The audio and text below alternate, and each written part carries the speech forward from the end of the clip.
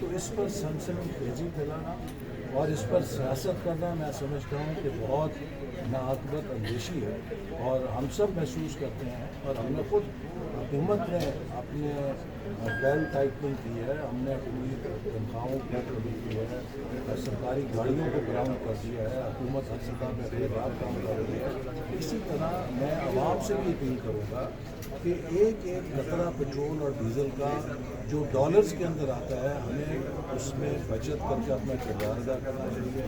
بجلی جو تیل سے پیدا ہوتی ہے، جو ڈالر کے ذریعے پیدا ہوتی ہے، اس کے ضیاع کو روکنا چاہیے۔ آپ پوری دنیا میں پھریں، جاپان سے لے کے امریکہ تک چلے جائیں، دنیا کا کوئی ملک نہیں ہے جہاں 2 بجے تک رات کو مارکیٹس کلوز ہیں۔ آپ کسی ترقی یافتہ ملک میں یا کامیاب ملک میں جائیں، وہاں 6 بجے دکانیں بند ہو جاتی ہیں اور صبح 6 بجے لوگ سڑکوں پہ نکل کے دن کا آغاز کرتے ہیں۔ یہ وہ طرز زندگی ہے جو اسلام ہمیں تعلیم دیتا ہے کہ فجر کے بعد اپنے دن کا آغاز کرو اور عشاء کے بعد اپنے دن کو ختم کرو۔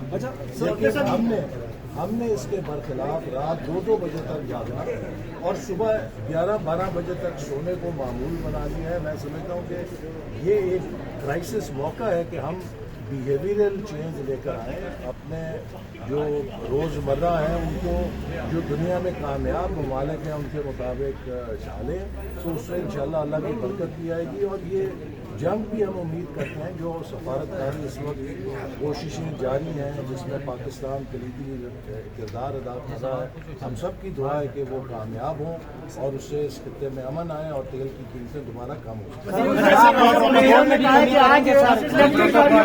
معلوم ہے کہ اس پہ کوئی سنسنی خیزی نہیں کرنی چاہیے۔ حکومت نے ہر سطح کے اوپر اپنے اخراجات میں کمی کی ہے اور مزید جہاں جہاں گنجائش ہے ہم کوشش کریں، چونکہ یہ ایک عالمی بحران ہے۔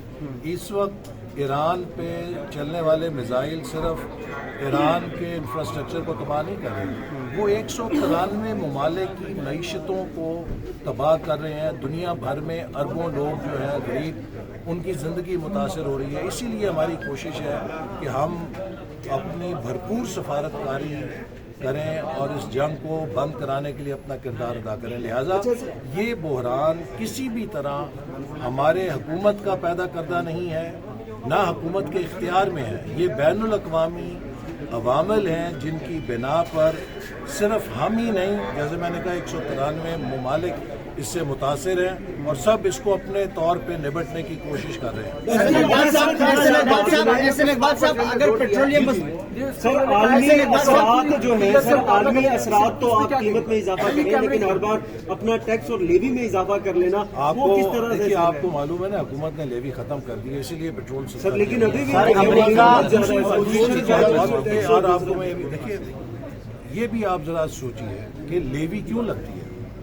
لیوی اس لیے لگتی ہے کہ جب ہم ٹیکس نہیں دیتے تو حکومت کے پاس کوئی اور طریقہ نہیں ہوتا کہ وہ یا بجلی کے بلوں سے یا پیٹرول کے ذریعے سے ٹیکس اکٹھے کرے۔ ہماری جو tax to G D P ratio ہے وہ دنیا میں کم ترین ممالک میں شمار ہوتی ہے۔ ہم لوگ کروڑوں روپے کا کاروبار کرتے ہیں لیکن 100 روپے ٹیکس بھی نہیں دیتے۔ لہٰذا یہ ایک مرحلہ ایسا ہے کہ جس پر ہم سب کو یہ سوچنا چاہیے کہ اگر آپ پاکستان کے درجے کے ممالک دیکھیں، وہاں 16 سے 18% tax to G D P ratio ہے، تو اسی لیے ہم سب کو اپنے اپنے حصے کا ٹیکس بھی ادا کرنا چاہیے۔ اور اگر ہم ٹیکس کی ادائیگی نہیں کریں گے تو یقیناً پھر حکومت ان اخراجات کو پورا کرنے کے لیے جو اس کے اوپر حکومت چلانے کے لیے ادا ہوتے ہیں، اسے یا لیوی کی صورت میں اکٹھا کرنا پڑتا ہے یا کسی اور صورت میں اکٹھا کرنا پڑتا ہے۔ تو یہ ایک چیلنج ہے ہمارے لیے، قوم کے لیے، کہ ہم ٹیکس چوری کے کلچر کو مل کر ختم کریں۔ دیکھیے میں سمجھتا ہوں کہ حکومت اس وقت اپوزیشن سے میں یہ کہوں گا کہ یہ سیاست کا اس لیے موقع نہیں ہے کہ یہ فیصلے کے بھی حکومت کے بھی مشاورت سے کیے گئے ہیں۔ تو ایک طرف تو اپوزیشن کے بھی حکومت کی صورت میں ان فیصلوں میں شریک ہے، لیکن دوسری طرف باہر جا کے وہ سیاست کر رہی ہے، اور ہم ان کی اس جذبے کی قدر کرتے ہیں کہ انہوں نے قومی قیادت کے ساتھ بیٹھ کے درست فیصلے کیے ہیں جو ملک کے مفاد میں تھے۔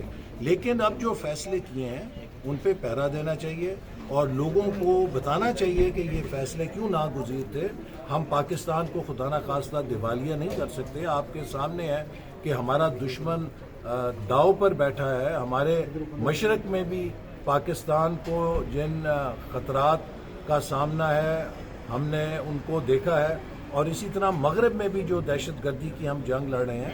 اس وقت پاکستان اس خطے میں ایک امن کا جزیرہ ہے، اور اس امن کے جزیرے کی حفاظت کرنا ہم سب کا فرض ہے کہ ہم ملک کے اندر کسی قسم کا عدم استحکام نہ پیدا کریں اور ملک میں کسی قسم کی بدامنی پیدا نہ کریں. سر 9 اپریل کو